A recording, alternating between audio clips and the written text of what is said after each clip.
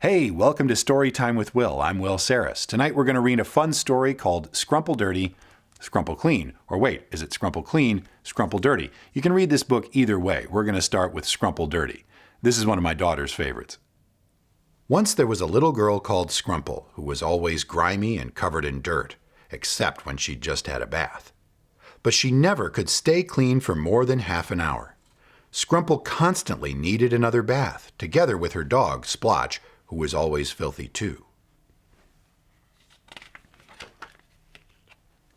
One afternoon, when Scrumple had just got out of the bath, her mother said, "In half an hour, our visitors will be here. I know it's impossible for you to keep clean for more than half an hour. That's why I'm going to shut you up in your room. I'm sure you won't mind." "I do," Scrumple yelled. "I mind a lot." But her mother grabbed her and shut her up in her bedroom, together with her dog Splotch. There they sat, the two of them, in that little room upstairs, and they were so bored.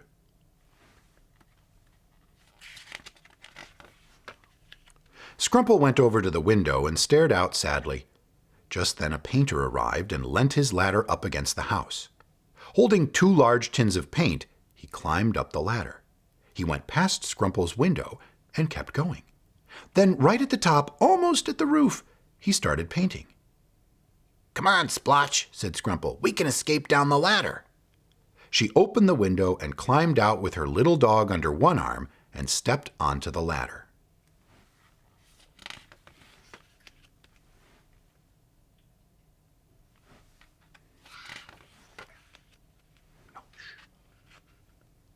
The painter was above her, also on the ladder, but didn't notice a thing.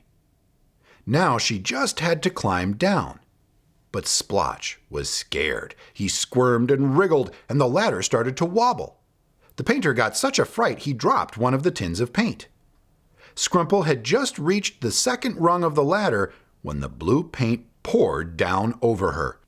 And when the painter looked down and saw a blue girl with a little blue dog, he got even more of a fright and dropped the other tin of paint too.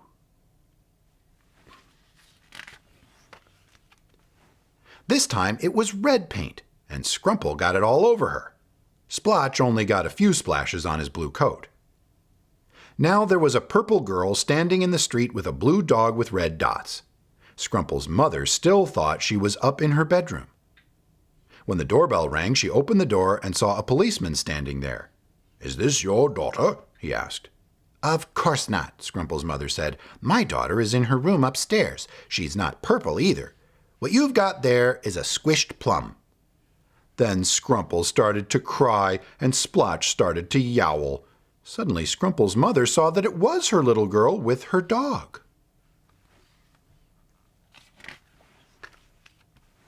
She grabbed Scrumple by the collar and Splotch by the scruff of his neck and whisked them up to the bathroom. Just this once, she ran the bath full of turpentine, because soap and water weren't enough to get the paint off. After lots of rubbing and scrubbing, Scrumple and Splotch were all bright and shiny again. But the bath looked like this.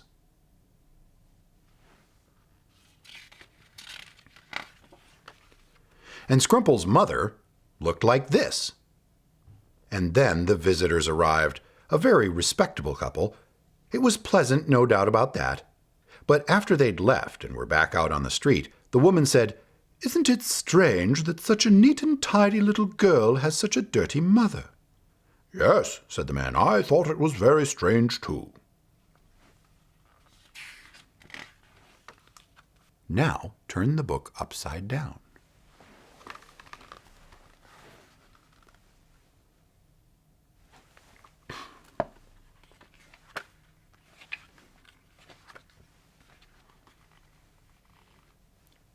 "Listen carefully, Scrumple," said her mother. "I'm popping out to do some shopping and leaving you home alone. You just had a bath with your dog Splotch. Make sure you stay clean. Eat your toast, and whatever you do, don't get the tablecloth dirty. I'll be back soon." Scrumple's mother rode off on her moped, and Scrumple said, "Jump up onto my lap, Splotch." The little dog jumped up onto her lap and gave her a lick and wagged his tail so hard he sent her plate flying. Her toast ended up jam side down on the clean tablecloth. "Look what you've done!" Scrumple yelled. She wiped off the tablecloth, but now she had jam all over her dress, too. Soon everything was much, much dirtier, including Scrumple and Splotch, too. "We'd better have another bath," she said. Scrumple's parents had a very big bathroom with a very big bath, because Scrumple was an especially dirty child. "Will one box of washing powder be enough?" Scrumple asked, "or shall I take them all?" In the cupboard there were 10 super-duper giant-sized boxes of washing powder. Scrumple emptied all 10 of them into the bath, and she poured 5 bottles of washing liquid in as well. She climbed into the bath and sat down with all her clothes on, with Splotch and with the tablecloth. Then she turned the tap on full blast. Oh, look at all the bubbles! They splashed and spluttered and had lots of fun, and the bubbles kept coming. There were more and more froth, and more and more. They got it in their eyes, and soon they couldn't see a thing. Scrumple wanted to turn off the tap, but the whole bathroom was already full of froth, and she couldn't find it to turn it off. Frightened, she opened the door to the landing. Immediately, the landing was full of froth, and the staircase too, and the hall downstairs, and the living room, and the kitchen. "We have to get out of here," Scrumple said, running out onto the street with Splotch. But she left the front door open, and the froth came out too. A couple of passers-by stopped and asked, "Is something the matter?" But in that same instant they were buried under an enormous tidal wave of froth. "It's a froth attack!" the people screamed. Some of them tried to force their way into the house to turn off the tap, but they were beaten back. Gigantic globs of gleaming froth were still tumbling out, and soon the whole street was full. The people climbed up on top of the parked cars. Scrumple was sitting on top of a lorry with her dog, and the froth rose higher and higher. All the streets in the whole neighborhood were covered with froth. A man in a phone booth called the fire brigade. "Help!" he shouted into the telephone. "Come right away with all your fire engines!" Then he couldn't get back out of the booth. It was a little glass house in an ocean of froth. When Scrumple's mother came home on her moped loaded up with the shopping, she rode full speed into a wall of froth. She tried to call out for help, but as soon as she opened her mouth, it filled up with froth, and all she could say was, "Blah, blah, blah." Luckily, the fire engines came screeching around the corner with their sirens wailing. After a full hour blasting the froth with high-pressure hoses, a brave fireman was able to turn off the tap in Scrumple's bathroom.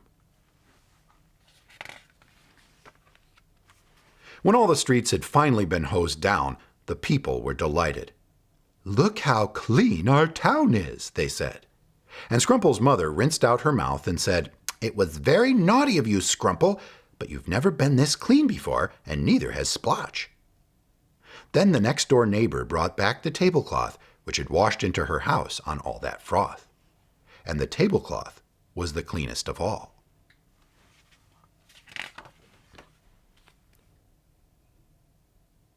Well, that was fun. I wonder what happens next. Hey, you can go back to the beginning of the video and hear it all over again. Listen, I hope you enjoyed that story. And please like this video, subscribe to the channel, and we'll have another one tomorrow. Until then, stay safe, stay healthy.